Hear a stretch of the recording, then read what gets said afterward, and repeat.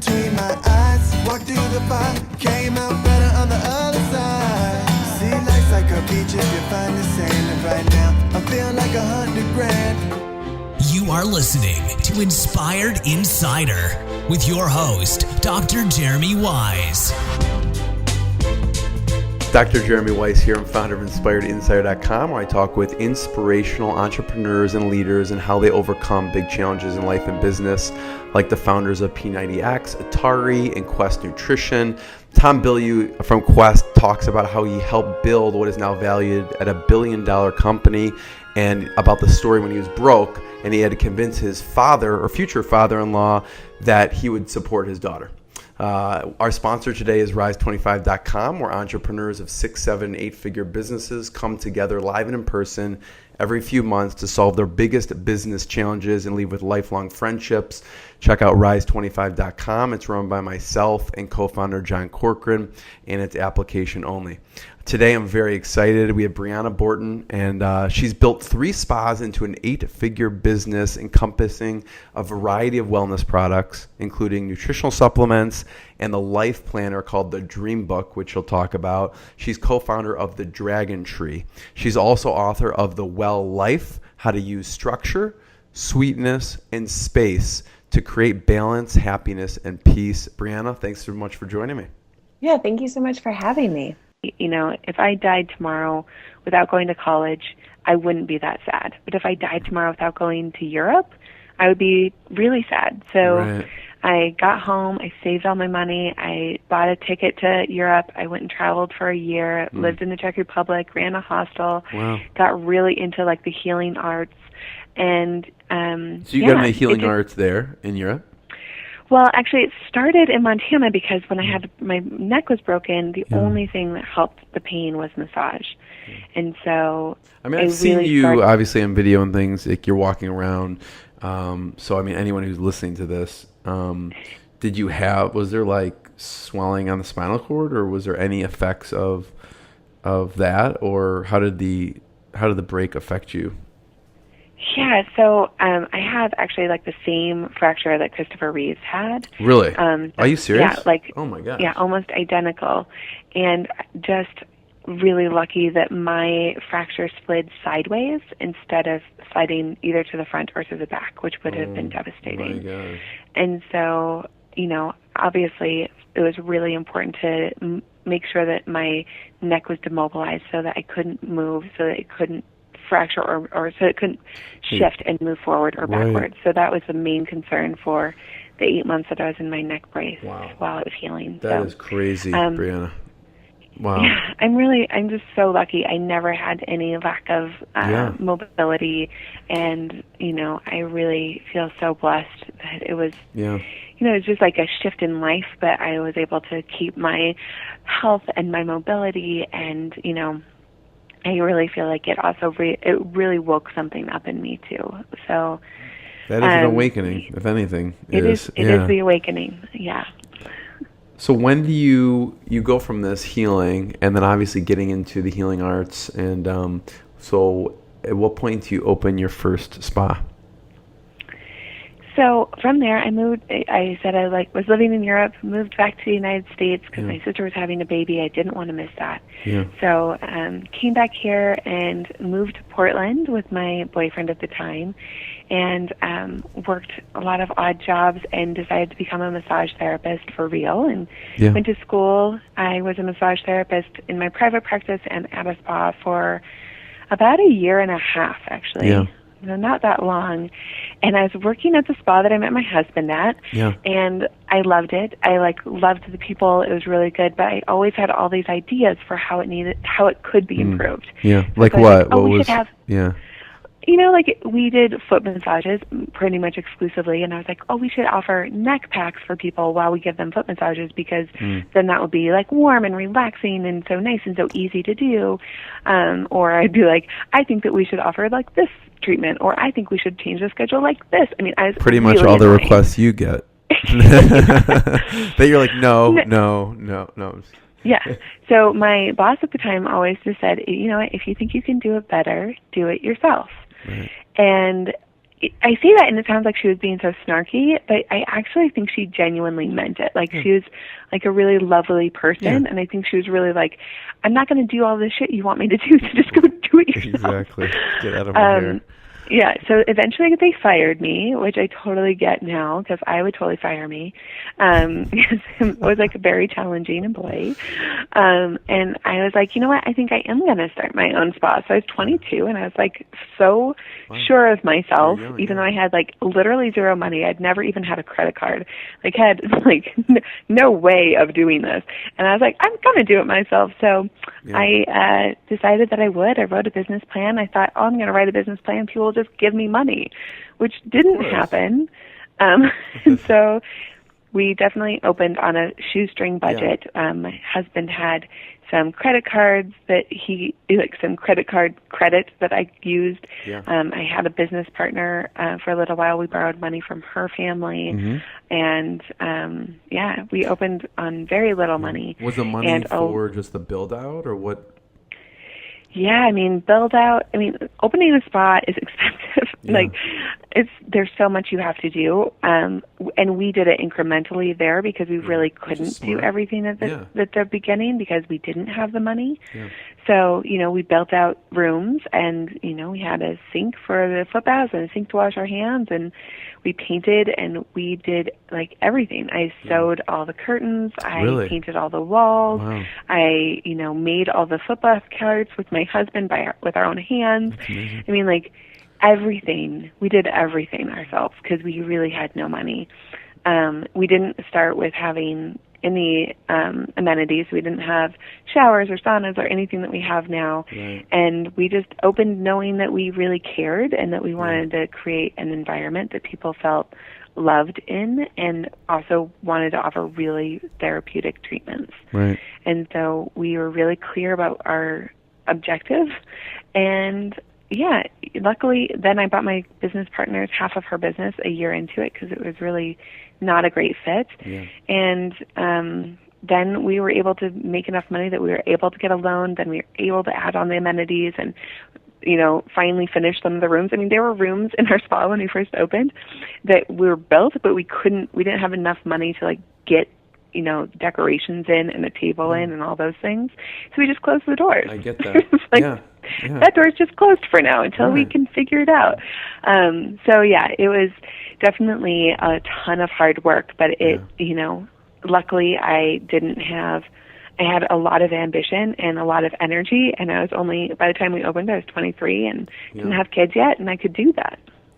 What worked and what didn't work for getting, because now you have all this time, energy, money, and you still need to get clients in the door, Yeah,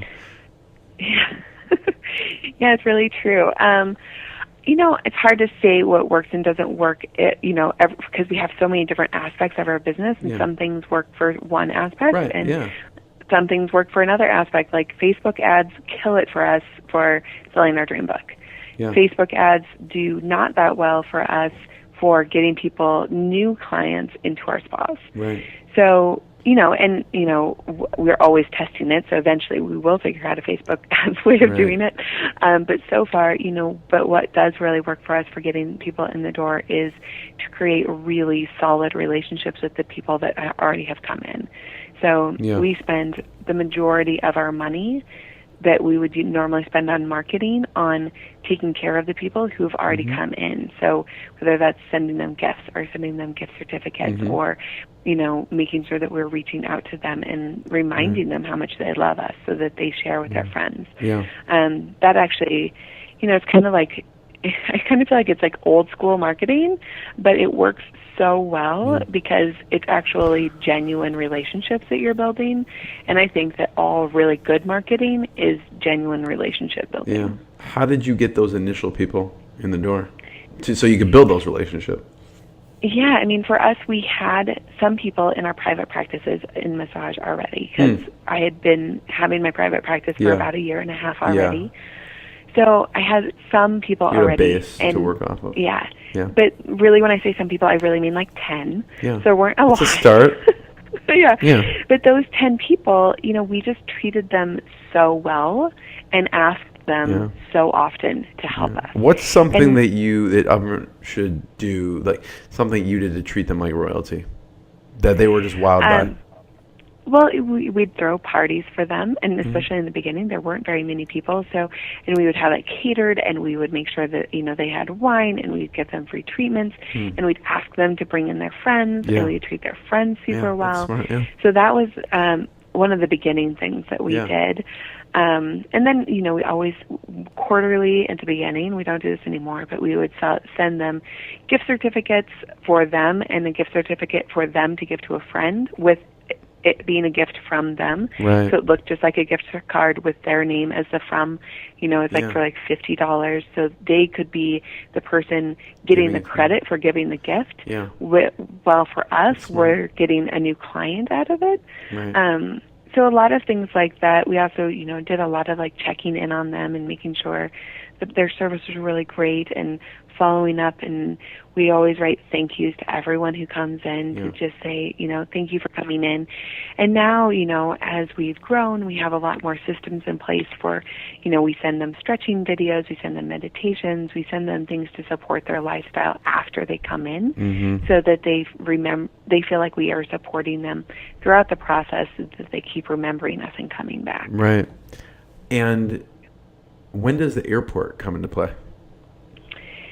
So we opened the airport spa in 2009, and it's kind of an interesting. We had a little bit of an interesting road to get there, because in 2007 we opened a cafe, which was right next door to the spa, because we were having our first daughter, Sabina, and I didn't want to be away from her, but I needed to be at the spa, and you can't bring a baby into a spa. It's just like horrible idea.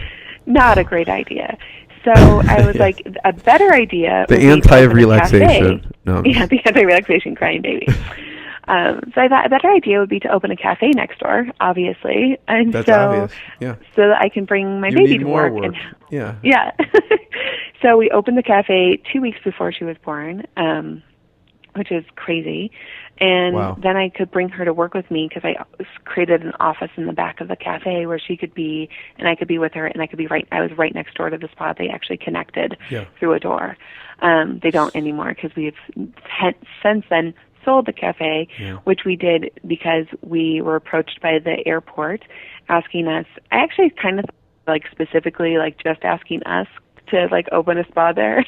But what really happened is that they wanted us to make a proposal to open a spa there, which we did, and lots of other people did. And then found out what amazing bureaucratic tape there can be in the world. And I was like, this is so hard.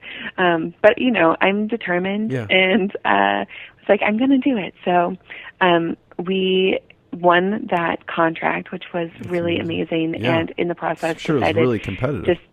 Really competitive. We decided to sell the cafe so that we could focus more on the spas and be more in line with what we really feel like our purpose is. So we won the contract in 2008, and we opened like in the beginning of 2009. I mean, there's obvious advantages, right? There's huge amounts of traffic. What were the disadvantages of being in the airport? The disadvantages are that you don't really have as much control as you normally would. Your hours are really set by other people. Your services, the prices are like, well, Portland Airport is different than a lot of airports, but they make sure that all of their businesses have street pricing, which means you can't charge more in the airport than you do anywhere else. And so, which I think is actually really wonderful. I'm so grateful they do that. But on the other hand, it's expensive to run a business in the airport. Oh, yeah. Because you have to pay for all the parking for all of your employees. You have to pay for their security badging. You have to pay for them to do background checks on all of them. You have to pay for, like, it goes on and on and on and on and on. And so it's much more expensive to run a business in the airport, and yet, like, you can't charge more at the Portland Airport, which is great. And I think that the Portland Airport and the people who run it are phenomenal humans doing really great work. And I think that that is like the only thing that got me through all the bureaucracy, because it's so hard for me, because I'm used to being like, I'll just do whatever I want. Right. Not so much there. Like I was like, I really want to have, those like pedal bikes that you can put people in and like pedal them around. Right. Because they don't have like those car things at the Portland airport. Right. I was like, let's have ped bikes. I didn't realize that. And they were like, I was like, and then I'll go pick people up at their gates and bring them to get massages. I'd love to see that. And they were like, no. I was like, it's so hard. I have all these great ideas and you always say no. But, so there are definitely disadvantages, but there are, obviously like the traffic advantages. And I actually feel like I learned a lot from them about how to be organized around opening a place too, because we had to have everything laid out beforehand. Right. And that's just obviously not the way we did it the first time. We opened like one room at a time. So right. They gave me a great education in learning how to function in that reality. Yeah.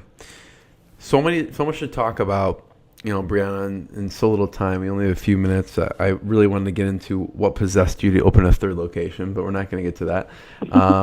But I want to point people towards a couple websites and also just kind of leave you with whatever final words or lessons we should take away. People can go to thedragontree.com. They can go to Briana Borten, BrianaBorten.com. Where else should we point people towards for the book? Obviously, they can go on Amazon for The Well Life. Any other places they can find the book or other things they should check out? Yeah, you can come to thewelllife.com and you can see our cute little video of us, and then read about the book. You can also download a free chapter there, which is fun if you are interested. You can also order the book. If you order the book there, you get the free course with it, which is great. Nice. It's a really great course, and it's there's 8 modules, and we try to make it easy to do and reflect upon, and short exercises for you to do in between the modules. Yeah. And you can also go to dreambook.vision if you're interested in the Dream Book. You can also find that on our DragonTree website. But it's useful to just be able to, if you want to go straight there. So, those are all the places you can find us. So we talked about a lot. What should we leave people with so far from your journey? I guess the main thing I would say is, like, from my journey is just to try to have as much perspective as you can, because I think that so often we get bogged down with the daily kind of grind of things, or feeling like if this deal doesn't go through, my life will end, or if this business doesn't succeed, things are going to be so bad. And one of the things that I've done my whole life, it's just like an innate thing that I've always done, is always to have my worst case scenario in my head and get really okay with it. Yeah. Because my worst case scenario, used to be, I'd be a waitress. I'm like a great waitress, actually. I'd be a waitress. We'd live in a tiny apartment. I would still have my family, and it would be okay. Right. And now my worst case scenario keeps getting upgraded, which I feel really grateful for, because people are like, okay, because I tell people this and they're like, actually, can you work for me? Can you run my business? Can you, be my business partner? So now my worst case scenario is like much better than that. But at the same time, I think that so often we won't take risks because we're so afraid of losing what we've built. And I am a huge risk taker because I know that, like, the fundamental things that matter to me can't be taken away by any of those risks. Like, I wouldn't risk my family's life or my life, but I'm totally willing to risk lots in my business because the fundamental things that make me happy don't have anything to do with that. And so I guess I would just say, if you feel like you are adverse to taking risk, or if you are constantly worried about things, to just get some perspective around what it is that you're doing, and also around what is the worst possible thing that could happen, because it's often not as bad as we think. Yeah, I love that. Briana, thank you so much. It's an absolute pleasure. I want to be the first one, and thank you. Thank you so much for having me. Have a wonderful day. You too. What I got, you can't buy. It resides between my eyes. Walked through the fire, came out better on the other beach if you find the sand. And right now, I'm feeling like 100 grand.